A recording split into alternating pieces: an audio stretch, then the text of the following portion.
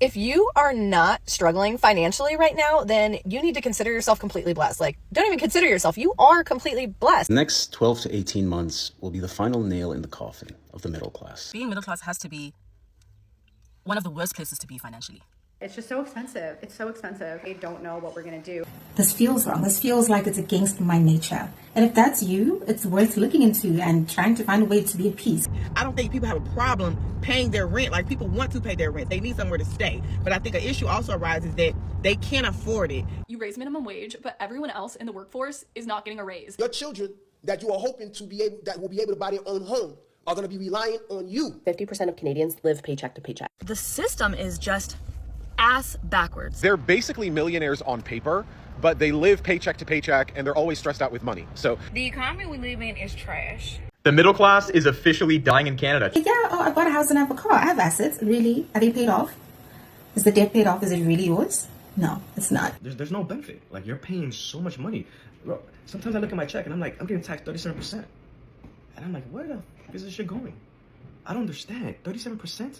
I'm getting taxed 37%. People who are working 40, 50, 60 hours a week, working 2 jobs and a side hustle, barely getting by. Buying a home is becoming more and more unattainable. And I'm working so much on a salary job, not realizing it was salary when I took the job. That was my mistake. And I'm not getting any overtime, even though I'm working overtime almost every week. Hi guys, and welcome to my channel. I'm Pintabi Singh, and in this video, I'll be sharing with you interesting TikTok videos that I am scavenging throughout the day and finding on various topics that you will enjoy with me. And I will give you my little hot take either throughout the video or towards the end. So sit back and enjoy. Don't forget to like, comment, and subscribe. If you are not struggling financially right now, then you need to consider yourself completely blessed. Like, don't even consider yourself. You are completely blessed. Like, every time I check my local mom group on Facebook, I see requests or people asking where they can get some financial assistance to pay utilities or assistance with rent. And it's concerning because these people are working full-time jobs and they just can't make things work right now. For example, this morning, a woman posted she's an RN working 2 jobs and still is struggling. I know we're all complaining about how expensive things are. For me, personally, like, my car insurance doubled in August. I was paying around $140 a month, and now I'm paying $280 for 2 vehicles, and I'm 1 driver. And I have never had a claim. There was no reason for the increase other than they just increased me. On top of that, Florida Power and Light rules the entire state of Florida now. They bought out Gulf Power, and since then, all I ever hear about from people is how astronomical their utility bills are. Everyone is trying to find ways to save money. But as soon as we save money in one area, something else goes up. So it's just kind of like we're sliding this scale back and forth, and it's actually like increasing. We're never saving. No matter how hard we try. Like, I stopped eating out with my kids. Obviously, eating out is super expensive, but I went almost a month no eating out, and it was still a struggle. And if you made it this far, I don't mean this to be like a pity party thing. I'm figuring it out. But last Friday, my birthday, my boss cut my hours in half. So yeah, I guess this is also like a PSA to people who aren't struggling right now. Don't be tone deaf, because you never know what's going on behind the scenes. If you start to notice behavior changes and lifestyle changes, I can promise you it's because people are being proactive or, I don't know, maybe reactive to their financial situation. It's just a mess. The next 12 to 18 months will be the final nail in the coffin of the middle class. The reality is, if you're waiting for interest rates to drop, they're not going to happen this year. And if they do one cut towards the end of the year, that's just political. And most likely interest rates will continue to go up next year. You see, here's the thing. There's no longer such a thing as affordable. Nothing is going to be affordable, especially houses. I've said it before, I'll say it again. If you cannot afford a house today, you're never going to be able to afford it tomorrow. And many people will tell you that after a period of increased interest rates, it's usually followed by a recession. But generally, during a recession, usually people lose a lot of jobs. And for those that tell me to follow the numbers, I would just like to remind you that 300,000 jobs created is not the same as 300,000 jobs filled. By the time home prices come down and that recession hits, you're not going to have any money to even buy a house. Being middle class has to be one of the worst places to be financially. And you're so cautious of complaining because you're aware that things could be worse, right? But it's that thing of not earning enough for certain governmental benefits, even though you know you need them. And then on the other hand, you don't earn enough to be comfortable. Living paycheck to paycheck, paying for everything, even breathing at this point comes at a cost. Being alive is expensive. Like, guys, we can't die middle class. Like, we can't do this for much longer. Like, a plan has to be made because the situation is just getting worse. Like, it's so bad. It's so bad. I know I say this all the time, but it's really bad. As a middle class person, you bear the brunt of the badness. So we can't stay here, guys. Like, no. Can we just push? Figure out a way to get out of this loop, because this whole thing is just a giant mess box.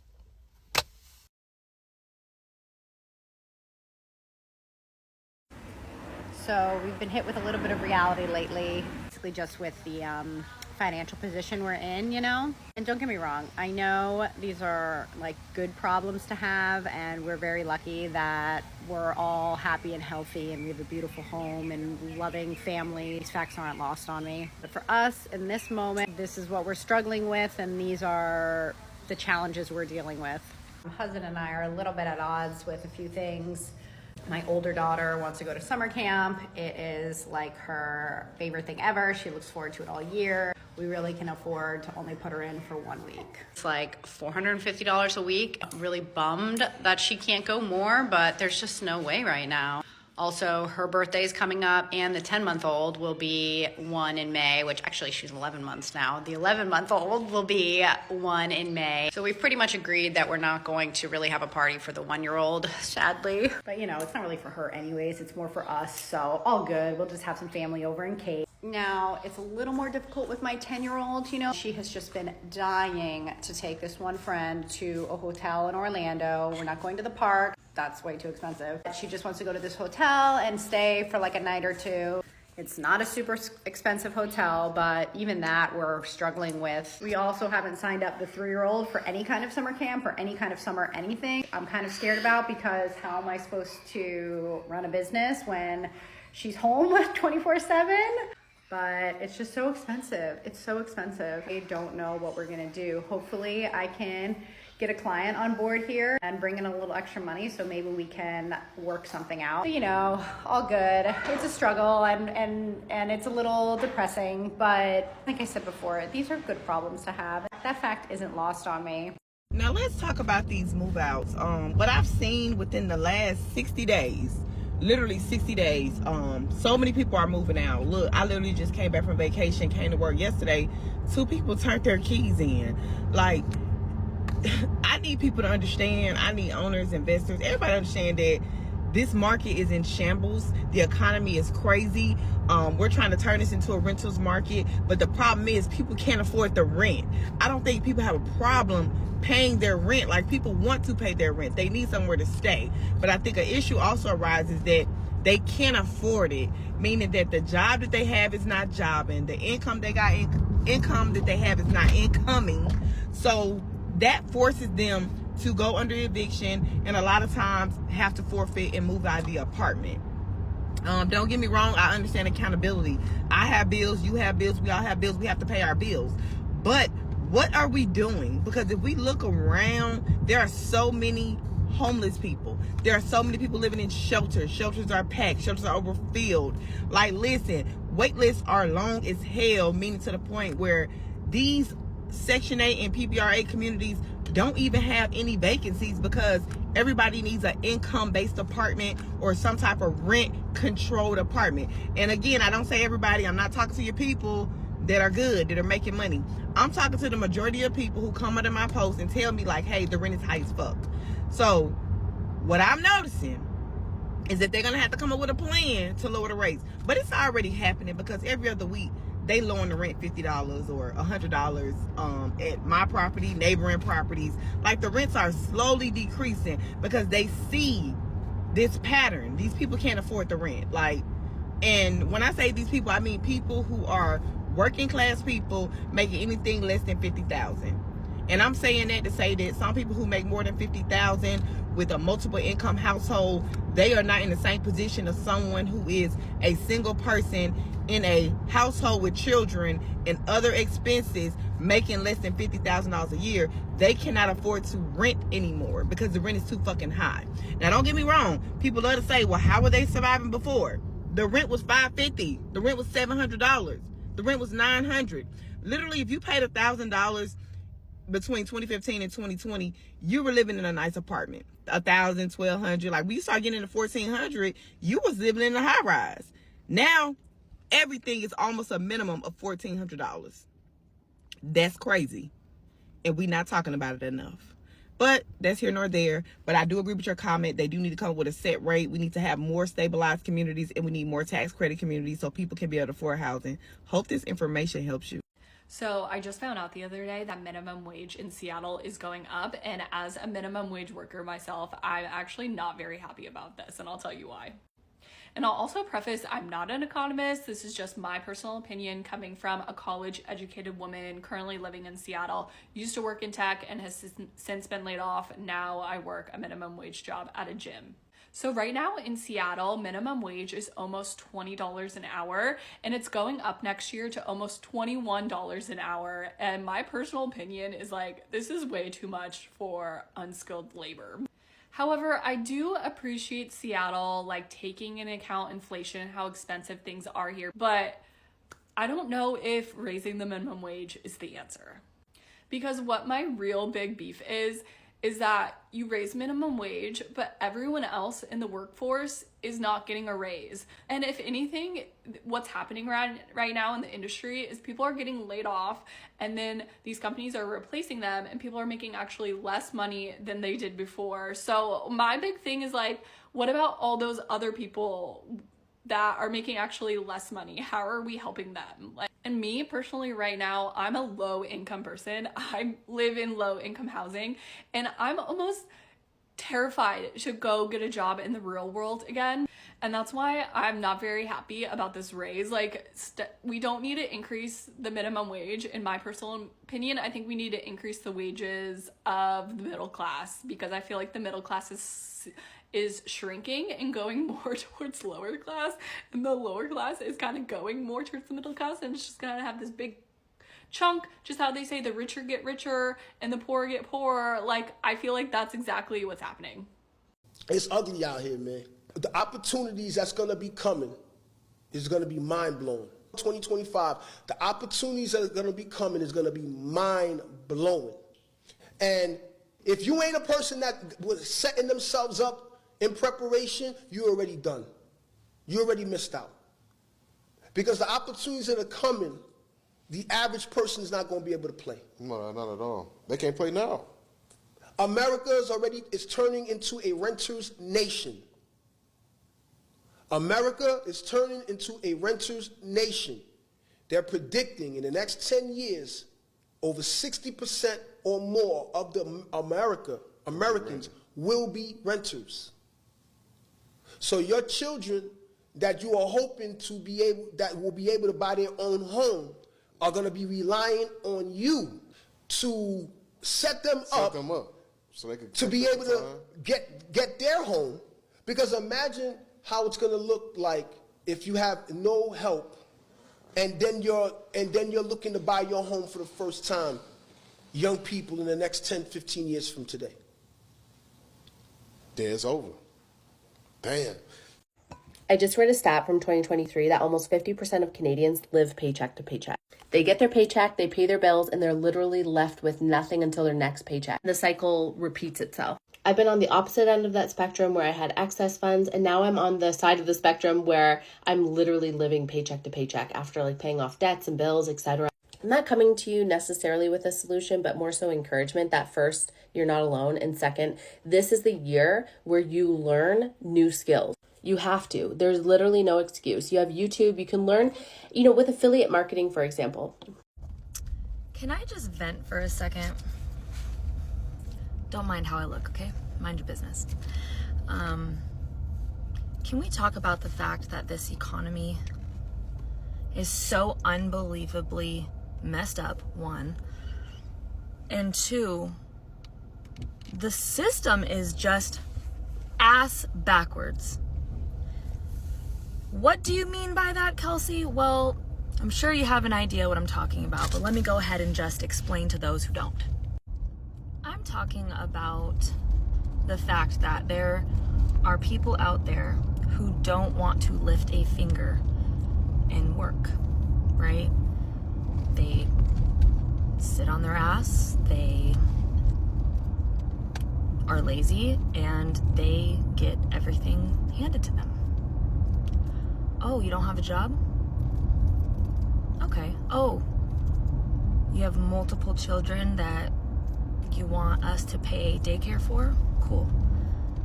Let's go ahead and get you $600, $700, $800, maybe even more than that, dollars in food stamps, because we don't want you guys to go hungry, okay? Because you don't got a job, you can't pay for groceries, right? You get where I'm going with this? But then there's multiple people like myself who work their ass off every day, provide for their kids, pay all their bills, and cannot qualify for any type of government assistance whatsoever because I make too much for a household of 3. Weird, because where is this money? Because what? And what's crazy to me is, mind you, I'm in Seattle, Washington, okay? Not every state is as bad as us, basically. But if you don't live in Washington, it's expensive, okay? It's very expensive. It's hard to be able to afford life out here. And if you are someone who doesn't make over 6 figures, you're pretty much screwed, because how are you supposed to afford anything, right? My point is, I'm doing the best that I can, okay? Work full-time, have both my kids full-time, have my own car, I have our own place. I'm doing everything that I can. And I like I said, I don't get any type of government assistance. I don't qualify for it. So I ran into a little bit of a financial situation recently. And for the first time, I had to let my landlord know, hey, like, I have other things that came up. I'm not going to be able to pay in full, but I will be able to pay the rest with my next paycheck. And my landlord knows I'm also in property management, so he was cool. He was like, all right, like, you will get a late fee, blah, blah, blah. I'm like, all right, cool, it's fine. Like, I do this for a living. I understand how it goes. It's totally fine. So a couple days ago, I get a notice on my door. And mind you, I'm like, oh my God, I do these notices for a living. Like, this is really embarrassing. This is embarrassing for me. I look at this notice and I see obviously the past due, whatever. And I'm like, okay, I knew that. But tell me why this property does a I think it's actually $75 late fee every day that you are behind. And I'm sitting here like, oh my God, I thought like possibly a one-time late fee, but you guys are accumulating late fees every single day. So now I'm sitting here like, okay, like I get paid on Friday. Like it is what it is. But from now until Friday, I'm going to accumulate $140, $150 just in late fees on top of what I owe. Point of my story is, it's hard working and trying your best to never get any type of help. And I'm not saying I deserve the help, but it's frustrating, you know? It's frustrating that this economy has put it to where the people that are out there working their asses off and trying to provide for their families can't get shit. And I'm over here stressing over every single thing, you know? And then there's other people that just sit around and just get everything handed to them. So that's my little vent sesh for today. It's just frustrating. And before anybody comes in the comments like, oh, you're talking to discriminate, don't do that. Don't do that. Please don't do that, because I'm sorry, if the shoe fits, I'm just out here, single mom. I'm trying. So, yeah. Have the day you deserve, everybody.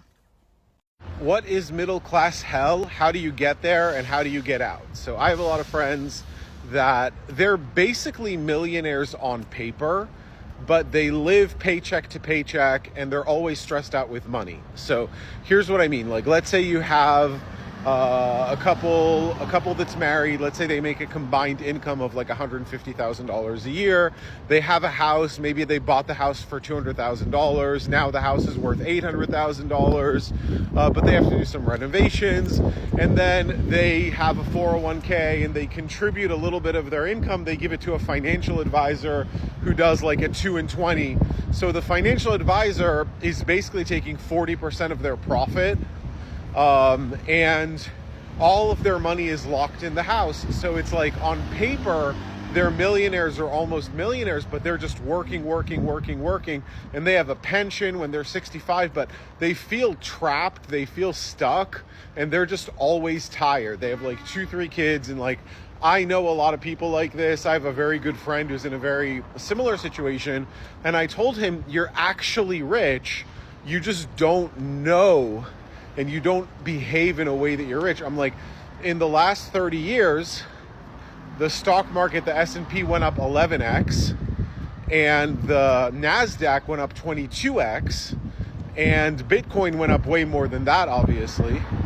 And your house went up 3x if you're in like a decent area, and 4x if you're in a great area. So the problem with having most of your net worth in your home is that, especially in a highly inflationary environment, like stocks, like NASDAQ went up almost 50% this year. S&P went up, I think, like 35% in the last 12 months. But like, your house didn't. Your house maybe went up 6% or 8%. So your money's going up too slowly relative to inflation. So you can't really do much. So I was like, why don't you just sell your house? Then you have a 401k. Look, let's say you have $800,000, right? And you put, I do like a third S&P, a third NASDAQ, a third QQQ. So very like tech heavy. Like, our parents that told us to buy a house, they didn't have the NASDAQ, which went up 22x in the last like 25, 30 years. That's a lot. That is a ton. That means you put $1 in 30 years ago and now you have $22. Like, that's crazy.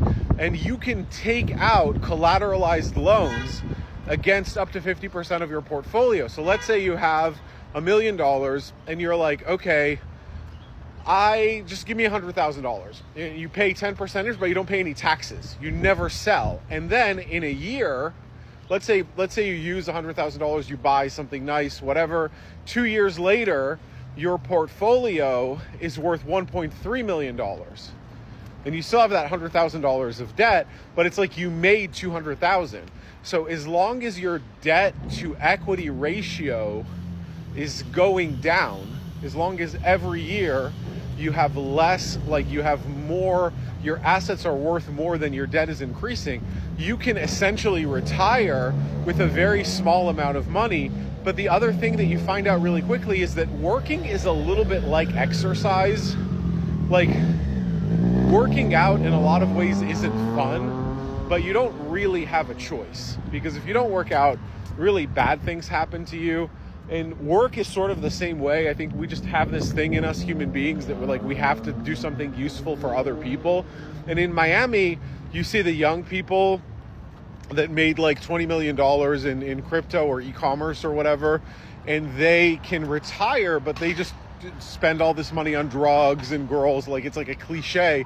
And then the older people just die. So I don't think that working is a choice for most people, but you can have a debt-free life whenever you need money or there's some kind of medical thing or whatever, just borrow against your assets and then just let them keep growing. And you can do this with a very small amount of money. I think that people just stress themselves out for no reason. And that's how people get into, and also stop using financial advisors. Just pay them on an hourly basis. Don't pay them a percentage, because what happens is when you pay them a percentage is two things. One is they take a ton of your profit. The other thing is, if you're like, they have a legal obligation to move stocks around, and they always underperform just letting your money sit in an index fund. So you take like one of the things that we did with my wife, we looked at her stock portfolio and we just marked it to market. And I was like, okay, you started this 10 years ago. It's been managed by UBS. Let's say they didn't touch it. Let's look at how much it would be worth now. And it was like 40% more. And then when she saw that, she was like, okay, we need to stop the management. I was like, we're never going to sell it. So we don't need somebody to hold our hand when there's a recession and be like, oh, you should not sell it. It's going to go back up. Like, we're not 5 years old. Like, we understand that money goes up and down. So anyway, that's middle class hell.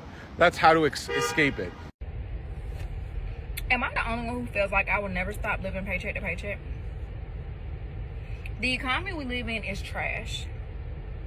The jobs we work for are trash. They pay you the bare minimum, but want you to show up and give your 110%. How does that work? These houses, they want you to pay $1,000+ for rent, and they're 1980 houses. You got to have a deposit, last month's rent, first month's rent. Like, why do I need to pay last month's rent? I don't understand that. Car insurance, car payments, they're rip-offs. Why am I paying $300 for car insurance? I don't understand. Health insurance, skyrocket. Food, skyrocket. Like, I just don't understand how I will ever be able to afford to wake up and go hop on a plane and enjoy my best life. I just don't understand. By the time my kids get to adulthood, they're going to have to pay to open the door to walk out of their own house. I really, really, really rather be a cockroach crawling on the ground for free than have to live this life every day. Like, I can't be the only one who feels this way. Like, I need to know, y'all that get to wake up and take trips and go across country and do $100 shopping sprees at Target every single day, what are you doing? What's the secret to life? What is the secret recipe that you have that we don't have? Let us know. The middle class is officially dying in Canada. Check this out. Most households are predicted to no longer be able to afford a house, which has been one of the defining characteristics of what middle class means in Canada. This is the average middle class income in Canada, depending on your province. So let's take a look at Ontario, for example, at about 70,000. This is in a province where the average home sells for over 800 grand. This means your average job, like an accountant, a school teacher, or a nurse, can no longer be middle class in Ontario. And we haven't even talked about having a car or saving for retirement. So what's going to happen here, in my theory, is we're in the middle of a paradigm shift in which the majority of households are no longer able to afford a home. We're going to have two major classes, not unlike today, with renters forming the majority and homeowners forming the smaller minority. And this trend will actually be more prominent as we head into major city centers like Toronto, which is now apparently less affordable than both New York and Miami. So who actually has the income to afford one of these average middle class homes in Ontario? Well, it's just your top few percent of households. Is this the end of Canada's middle class, and is it time to leave? Let me know. Good morning. So I have to bet. I'm just really looking at the way New York is trending. And it's like so many of these new laws that are being created are hurting the middle class and limiting the progression of the lower class. to overcome certain challenges, it's almost impossible to be a homeowner in New York now. It was already very difficult. And now these new laws are making it more challenging. And what I mean by that is pretty much, look, in reality, let's be very honest, if you're not making six figures, you're not gonna buy a house. Like, so just get that out of your head. Whether you think that you can or can't, unless you have a huge down payment that you're willing to cough up into buying a home, you're not gonna buy it. You're not gonna be able to afford to buy it. The banks are not gonna give out a loan to you. And then at that point, it becomes whether it's even worth investing in a home, right? Are you better off renting? Are you better off investing in crypto or in stocks? So there's so many different challenges right now when it comes to investing in real estate. But the more buildings we allow New York to continue to build for affordable housing, the more of these laws that we build to force people to take trains and depend on the horrific MTA system that we have, taxis, Ubers and Lyft, and also that shit's gonna go up too. The more we depend on that and we allow the government to control certain aspects of the way that we live, the harder it is for anyone that lives in New York, with the exception of people who are high middle class or above that, to make any sort of investments or even branch off to a different certain lifestyle. It's going to be extremely difficult. It's going to come to a point where either people decide to just continue to be renters for the rest of their lives, or just leave out of New York, or you're better off living in the projects. And it's just looking like that. Like, who wants to be in the middle class? Being in the middle class is so trash. There's no benefit in being in the middle class right now in New York. I'll say most of the blue cities anyway. There's no benefit. You have to be in the high middle class, or the 1%, or rather the high class, or the low class. There's no benefit. Like, you're paying so much money. Bro, sometimes I look at my check and I'm like, I'm getting taxed 37%. And I'm like, where the fuck is this shit going? I don't understand. 37%? I'm getting taxed 37% on things. And the streets are still messed up. Schools are trash. Food is expensive and they're trash. What is the benefit? Insurance is high. Car insurance is so high. It's so ridiculous. So what's happening? Like, people, you have to move out of New York to be able to live comfortably, to be able to feel like you're actually, your money's actually making a difference. And New York is just a renter's market now. That's just what it is. If you own real estate in New York, don't sell. Keep it. You can rent that as much as you want now, right?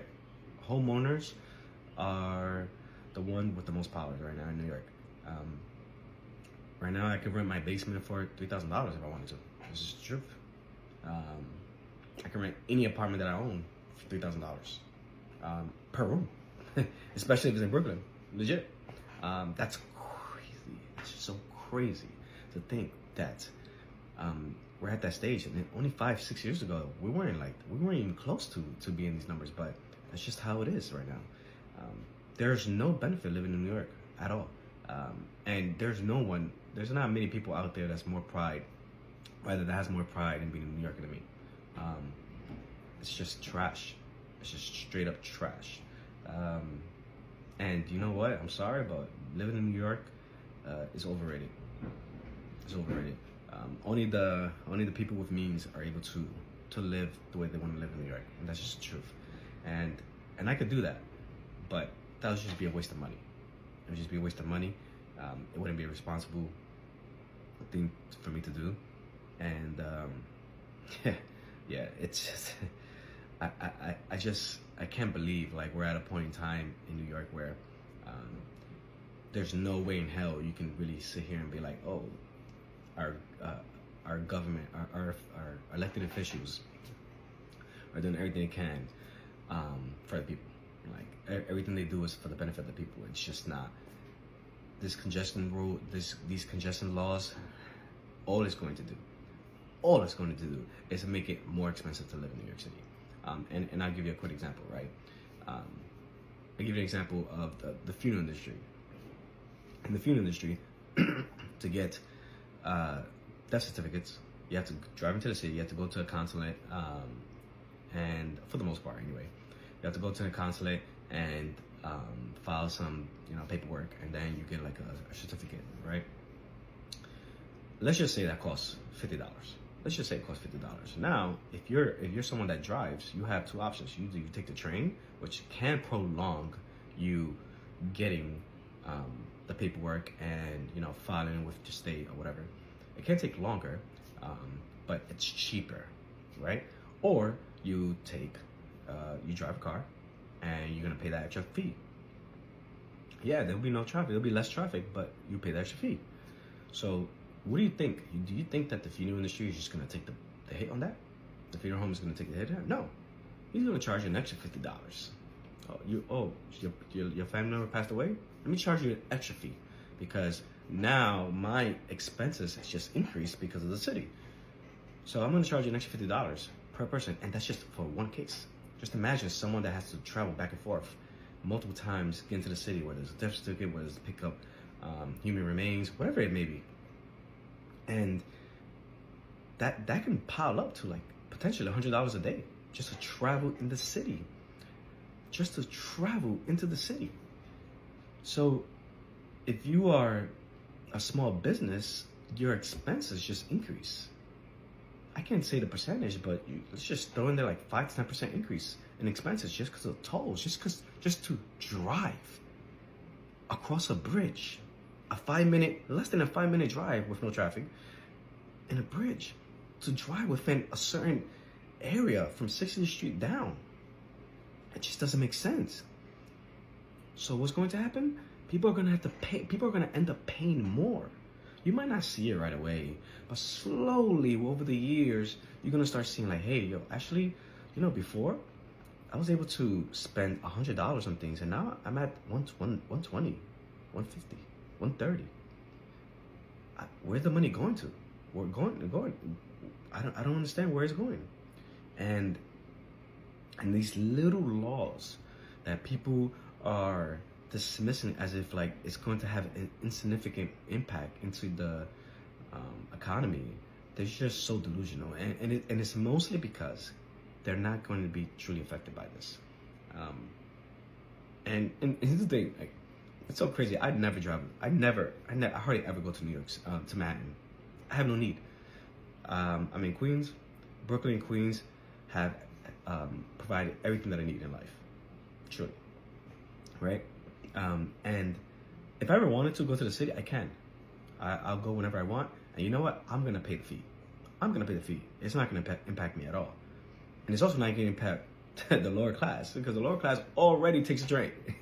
They already take the train, but it's the small businesses, the middle class, that prefer to drive, to get to places faster or more efficient, or more comfortable, and they're the ones that are gonna it's gonna have a bigger impact on them, and then it will impact the lower class because all the goods and services will increase little by little, but it's just unbelievable. We have government officials who are imbeciles. They just don't know how money works. And the problem comes to them working in the the public sector for too long. They don't know how to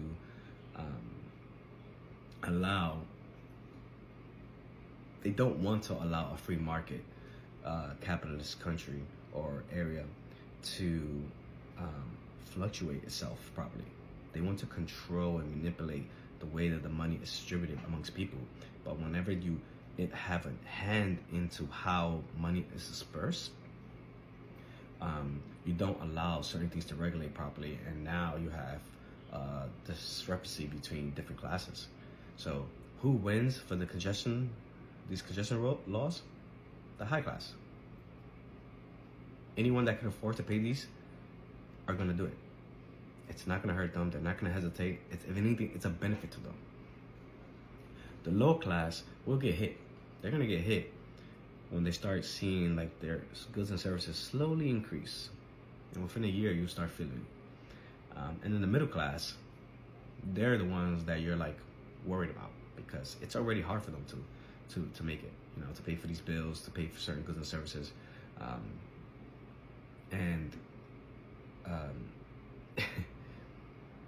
And small businesses. I wouldn't be surprised if a lot of small businesses start shutting down within the year, especially if they start. I'm hearing talks about them, certain industries about minimum wage, but if this starts happening, you're going to see small businesses are going to get impacted. It's going to hurt them a lot, and unless they increase their prices, they're going to have to take the loss. And if they increase the prices, you might see less customers. So it's like you're in a gray area where you don't even know what's the best decision, what's the best move to continue to expand your business or continue to make more money. But this is just how it is. And unfortunately, like, I'm one of those people that say it doesn't matter what your situation is, you can overcome any challenges. If you're broke or you're poor or you're in debt, that's your fault. I believe that. I don't hear no bullshit excuse. I want you to be more accountable of where you're at in life. It is always your fault. Remember that. And if you can take that as a personal challenge, then you will overcome any obstacle. But politics have so much impact in the way that we live in the United States, especially in New York, that it's better to live in an area where there's less rules and regulations, pretty much less government. You can grow exponentially faster and more efficient if you live in these areas versus living in an area where there's so much government. Again, we voted for this. We voted for this. Governor Kathy. What a brilliant lady. She's so brilliant, right? She's so brilliant. But yeah, that's the event. New York is a renter's market. It is no longer a place where if you want to buy a home, forget about it. You're not going to buy a home. And even single family homes are getting bought, and they're getting demoed to become a multi-family unit. Single family homes are not being built anymore in New York City. That's just not. So you're pretty much going to live in an apartment unless you already own your own home. And that's just a trade-off to living in New York. So this is where we're at right now, and expect it to get worse. This is the reality. So to all my New Yorkers, if you're not a homeowner now, don't think about it. That's just the truth. Unless you're making, you gotta be making well over $150,000. That's to be very honest. Over $150,000 to be able to afford a single family home. And it's just gonna be very hard for you. And I feel bad for all the people that are making within six figures, and they're like, yo, I have a good job, I have a good career, I have good income coming in, I could afford certain things, I'm saving a certain amount of money. Maybe I'm saving $30,000 a year or something like that, and now all of a sudden I can't afford a home because the down payment is too high, or the bank won't qualify me for a certain amount of loan. You know, that's just the way the market is right now, and it's unfortunate, but this is our government's fault. This is the government's fault, and this is where we're at right now. So anyway, New Yorkers, if you really want to get ahead, I urge you to first put yourself in a situation where you can get a high-paying job, and once you have that, live below your means as much as you can. Try to invest as much as you can. Put it in a high interest account, your money in a high interest account or a CD or whatever. Let it compound over the couple of years, and then when you see an opportunity, go for it. And then try to house hack, you know. But it's going to be extremely difficult for you to get ahead in the real estate market in New York. And I do believe interest rates are going to go down this year. I think hopefully it'll go down within the fives, and it goes down within the fives. That'll be a great opportunity to buy if you can afford it. But the reality, I just don't see how New Yorkers are going to really buy homes. So that's the reality. It's sad. It's unfortunate, but you know, I wish you guys the best. There are two groups of people right now in America that are struggling. Group number one is the unemployment, the minimum wage, and people living in poverty. That has been a problem for so many decades and needs to be addressed.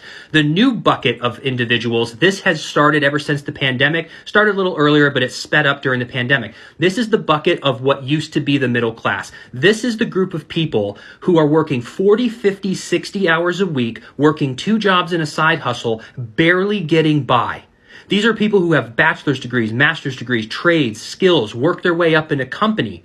So when we hear the boomers saying that you need to work harder, you're entitled and lazy, that is why that second group of people are getting so offended, because they're doing everything that they can. And they're not working a second job so they can save up for a house or go on vacation or buy their children stuff. They are working a second job just to keep the lights on, just to have a few extra $100 in an emergency fund. So that second group of people are now speaking up, and both groups need help. And that's why we need to come together and address the cost of living and cost of housing. Because if we let this go another 5 to 7 years, we're going to see a huge gap in wealth. I think the middle class is done away with right now. If you really think about it, like what is middle class? Like, you know, growing up, you always thought the middle class was somebody that had a job like a nurse or a teacher or a firefighter, and they could buy a home. And they could go on a vacation or 2 every year, send their kids to college, work for 30 years, and then retire. None of those things that I just said are attainable to any of those professions right now, for the most part. Buying a home is becoming more and more unattainable by the year. Going on vacation, good luck. At this rate of plane tickets and travel and gas and all of that, sending your kids to college. We talk about the college inflation is twice the amount of regular inflation. Pretty soon, you're going to be looking at $100,000 a year for college, private college. Which is insane. So no middle class person can send their kid to college without taking out student loans. If you have to take a loan out, that means you can't pay for it. So I literally bought like not even half a cart full at Walmart. I bought some hamburger buns, some bananas, a couple things of Bob Evans, some cheese and tomatoes, some baby food, and a bag of s'more stuff for my kids. Literally, that's it. That's it. And it was $86. Are you kidding? We are not meant to just pay bills and die and work our asses off until we're old and we don't have the energy to enjoy our life. Life is so short. We are supposed to enjoy it. We're supposed to feel good. We're supposed to be happy. We're supposed to do things that fulfill us and make us happy. But we're tired, man. I went to the grocery last night. It was over $300 and I got half of the stuff I normally get. And I was so shocked whenever she told me the total. I was like, oh my God, for this stuff, it really wasn't even enough to like fill up my pantry. It was bad. And I'm working so much on a salary job, not realizing it was salary when I took the job. That was my mistake. And I'm not getting any overtime, even though I'm working overtime almost every week and falling asleep on the couch at like 9 o'clock every night. So tired. And it's like every week I just count down the days to the weekend and I just beg for some sort of enjoyment or some fun. And I spend all my money on going out to eat just because I need to have some sort of escape from my work day and my life and just some fun in general. And then I'm broke all the time, paycheck to paycheck, because it's like, okay, either I pay all my bills and I save money and I'm miserable, or I spend the money I do have just to have some sort of fun and some sort of escape from all the responsibilities. Ugh. So what do? Save money and be boring and be so burnt out and tired and gross feeling every single day, every single week, week after week after week, and never have any fun and just save all of our money for some future that we don't even know is going to happen? Or do we just spend all of our paychecks on all these like dopamine releases just to have some sort of escape from our work week, and then we don't have any extra money at the end of the week, and then we're waiting for another paycheck and the cycle starts over? So what's the solution here? Either save money and be burnt out, or spend money and have fun and then be stressed because you're waiting on another paycheck just to live again. What's the solution here? Because either I'm starving and spending my grocery money, or I have a full pantry and a full fridge and I can feed my family, but then I'm so burnt out because I haven't been able to go out to eat or do anything fun in weeks and months and whatever, because everything's so expensive. Everything's so expensive. And it's really hard. And but life is supposed to be good. Okay? So I'm taking it as, let's just spend our money and not save. But then I'm like, what if something bad happens? What if something big happens and bad happens and I can't afford it and I can't deal with it and I have to charge it on some more credit cards? What do? What's the solution here? What do we do for these middle class people like me who doesn't make 6 figures a year? I make like middle class wages, which would have been great about 10 years ago. My payroll would have been great. I would have been like rolling in the dough, but right now it's not. It's just not. So what's the solution? What's the solution for little middle class people like me? Middle class does not exist anymore in 2024. Recent changes in the economy, middle class is not what it used to be, and it's now pretty much meshing with high class. There was a recent study done this year where they said that middle class income is now between $150,000 and $250,000. So anybody that makes under $150,000 a year is considered low class. If you want to read into this yourself, this is the website and this is the data that I was just talking about. My friend makes $150,000 a year and she still has to live in a studio apartment. And it's not even a cost of living thing, but it's like studio apartment rent, her student loans, car payment, which is not even that high. I went over her finances with her to see what she could cut out, but you can't do much about your student loans. We've already reconsolidated those. And she thought by the time she'd be making 6 figures, life would look different. So the only way that you can make more money without working overtime is investing your money and climbing up the ladder that way. I know a lot of people don't have a lot of money to invest because there's nothing left over, right? So even if you have to start with $100 a month, that's going to add up for you and do the work that would have to be done otherwise for you to work a part-time job, get another job, multiple jobs, the whole thing. I personally take like $200 to $300 every month and invest it into my secure compound interest account with MPI. And I have that locked in so that like I don't have to freak out when it comes to retirement, because literally nobody can afford to retire right now. And I'm trying to get ahead of the curve. So that's my recommendation if you're also looking for a way to get out of the system. I have a lot of videos where I talk about similar topics like this. So follow me for more. Like right now, being middle class is hard. Yeah, it is hard. Like, if anything were to happen to my, sources of income, I would deadass be on the street. I know that for a fact. I would be homeless. I just would be destitute. I don't know what I would be doing. If it wasn't for the fact that my parents have a paid off home, paid off cars, no debt, like, I don't know. Like, I'd probably like, at least I can come home. But there are a lot of people that don't have, the ability to do that, and that's sad. I think I'd literally be panicked. Like, just thinking about that makes me panic, because, like, life is so unpredictable. Like, what do you do when things go wrong? Like, can you go home? And I know people who do have what I have, especially men, but they are not as welcome at home because you're a man, right? Like, what are you doing back home? Go find a way, or it's embarrassing, or yeah. Times are tough. And you might even resort to doing terrible things. What sucks the most is for you to have the normal middle class life, you have to get in debt. There's just no way.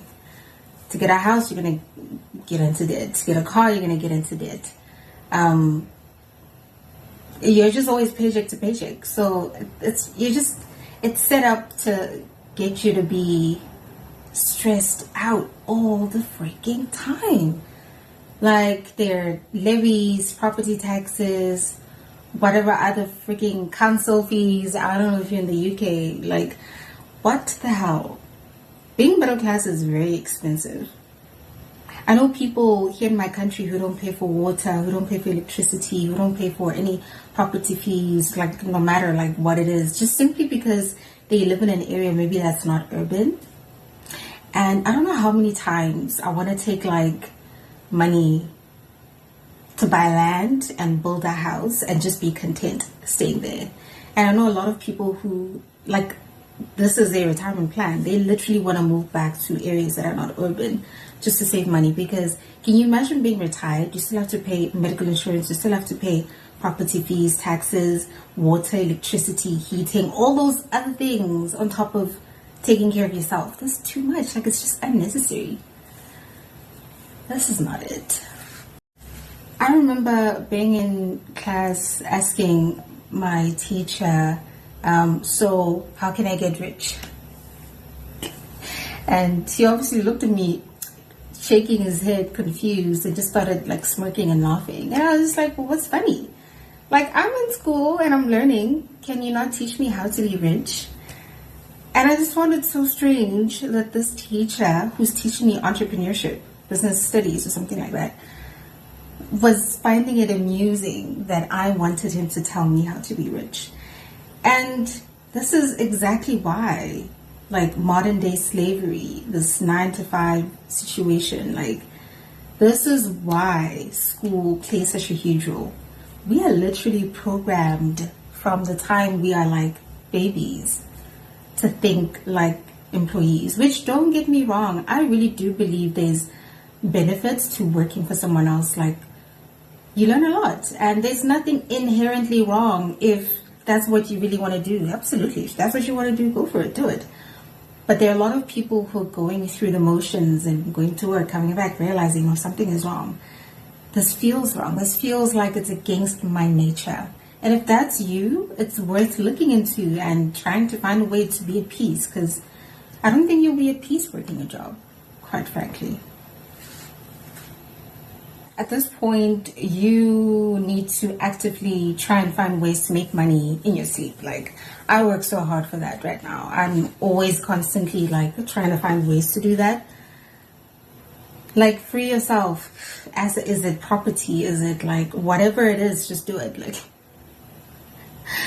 because if you having money means slaving away 24/7 and you have nothing to show for it except debt, you can say, yeah, oh, I bought a house and I have a car. I have assets. Really? Are they paid off? Is the debt paid off? Is it really yours? No, it's not. So we spend so much money and get into debt for things that lose value, whereas you should be spending a lot of money to put those funds into cash generating assets. Like, it's life changing. Even if you started doing it and all you made was money to cover rent or money to cover your groceries, you'll be so obsessed with the process.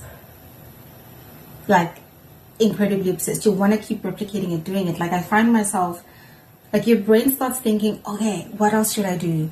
What else can I do? How can I make this more of a, how can I increase the amount of money I'm making? Okay, I don't have to work. Like, I can literally do this in my sleep.